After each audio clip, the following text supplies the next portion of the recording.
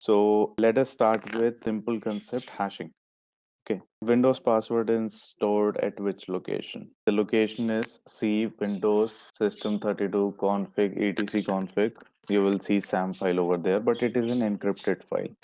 We cannot see that one. Correct. So when we talk about this thing is known as security accounts manager.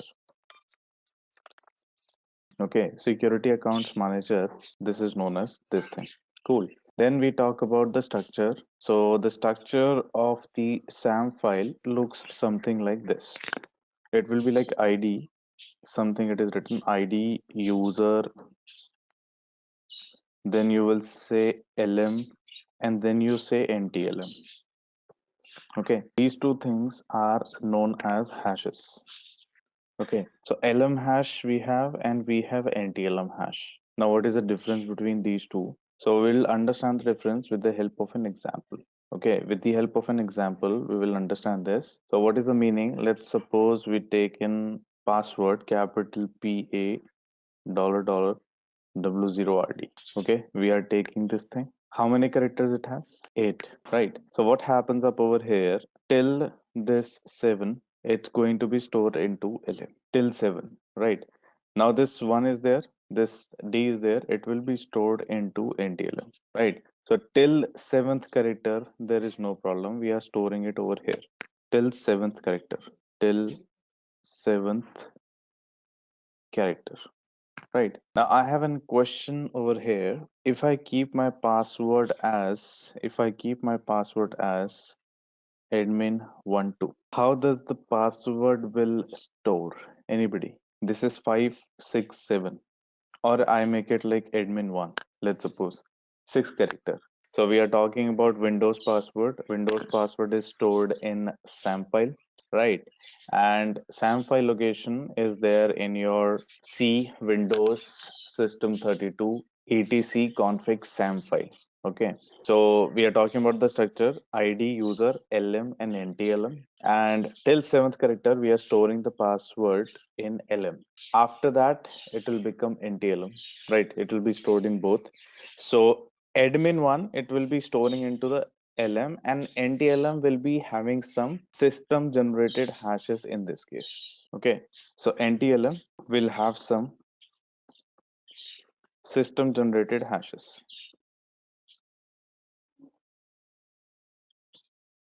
If the length is less than, if the length is less than 7 character.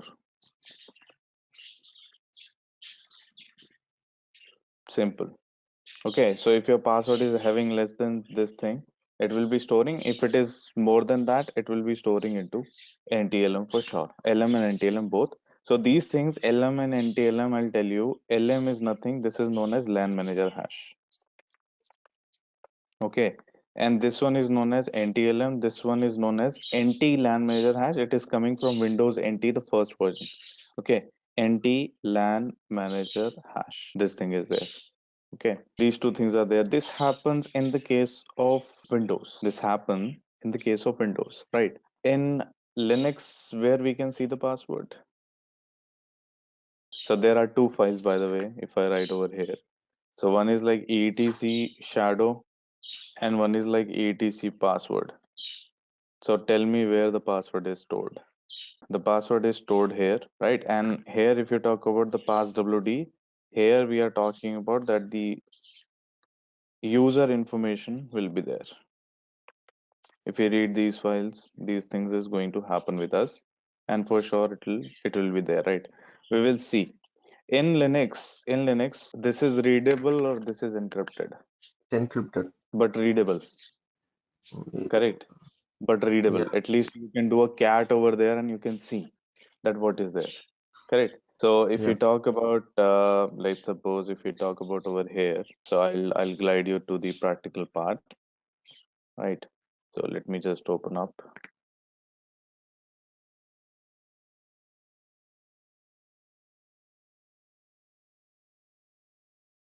Okay. Right. So this is our Kali. Let's start this thing.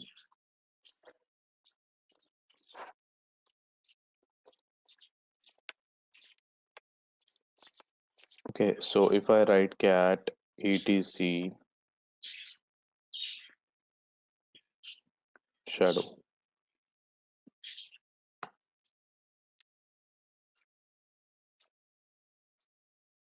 right? So guys, if you carefully see here, everything is written and the root thing is written like this, separated by colon, and this thing is there, right? So separated by colon, basically the hashes, encrypted hashes is there. We can try to copy this thing and we can try to crack this thing as well using some tools over there, right? So basically this is also user ID is also written at the end. So user ID, group ID, right, and the permissions. Basically it is written at the end of it, and root, and this is the entire password which you can see up over here. It is all encrypted, right? But we can try to decrypt it. That is possible. Cat etc shadow etc password. If you go ahead, let's see what is there inside. So etc pass wt, right? I was saying user information. See, it is written 0, 1, 2, 3. If you carefully see this structure, right, you see 0, 1, 2, 3, right? This is nothing but just some user ID or maybe some relative ID going on with the system. RID and UID we call it. Okay. Then you write a root colon root bin bash. If you see root colon root bin bash, what is the meaning of this? Slash root means nothing, guys. Slash root means nothing, but it is calling from this root directory. Correct. And bin bash is also your bash from where you are calling this thing. Correct. So root folder or root, actually it is residing root bin bash, we call it. So the thing which you are opening up over here, this is bin bash only. The one which you open in the terminal, it is a bin bash only. Correct. Because when you write this thing, let's suppose if you write this thing, let's make it clear.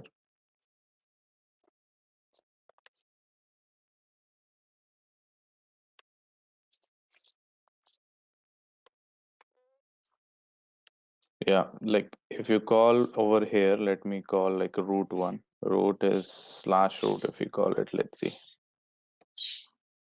Uh, no, it is not giving, right? Otherwise, it should have given you like which shell we are using. So it will give you slash bin slash bash only, right? I'm forgetting something. There is a dollar environment variable is there, which we talk about over here, right? Now, if we talk about cracking stuff, correct? If we talk about the cracking stuff, so I have seen two things with you over here, right? Now, if we talk about password cracking, once you get the hash with you, how you will crack John the the password? Ripper. John the Ripper. Any other than that? Is it a powerful tool? Anything else we can use apart from it? Okay, good, very good. Eyeshadow you can use, very good. Anyone heard of Hashcat?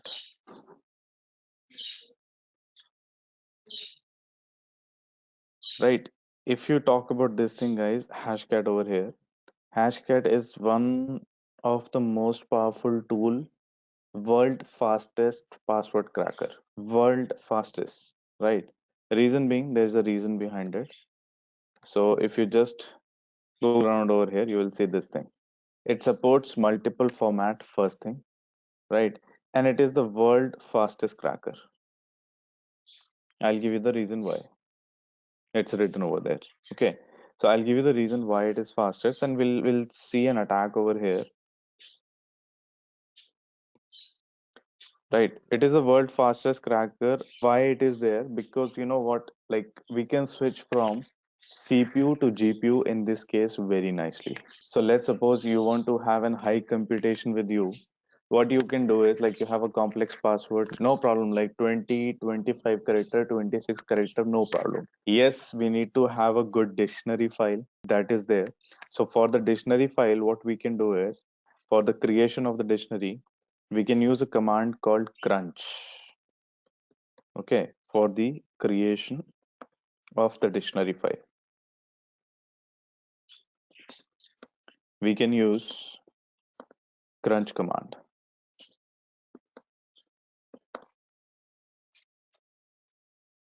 This command we can use easily. It will create custom dictionary for you, whatever you want to make. Let's suppose you want to make 0 to 9 digits, you want to make A to Z capitals, lower cases, special character symbol. Just you need to have a good hard drive with you, or wherever you are putting the dictionary, you need to have a good storage space, right? So 40 GB, 50 GB, no problem. It can create, and it creates a very good speed. So within half an hour, within 1 hour, you will have a good dictionary with you. All right. So I was about to say, like, why it is known as the world fastest cracker. The reason is that it will switch from your CPU to GPU whenever required. Correct. So let's suppose you have a complex password and you want to take the advantage of your graphic card in your system. You just pick your graphic card over there and just put it into cracking mode. Hashcat will crack for you very nicely. Okay, John the Ripper we can use, I have no problem, but John the Ripper doesn't have this functionality. So for small tasks, John the Ripper is good, but for big tasks, John the Ripper is not good. All right, so we will take care of these things and we will learn some attacks related to Windows. Okay, so what I recommend you, like you can start your Linux boxes over there, guys. Okay, so we'll learn an attack which is known as pass the hash. Okay, so first of all, I'm taking you to Windows today because Windows is quite new to you. Windows we will learn, okay. Then Linux enumeration we will learn, and then I'll give you a box to crack, right? So it's a very nice box, easy box. We can put it on download, and we'll use it for our practicals today. Okay, so the name of the attack is pass the hash attack. Basically, we'll use all of these things, whatever I discuss with you right now in last 20 minutes. Okay, so pass the hash attack, or you call it like LLMNR poisoning.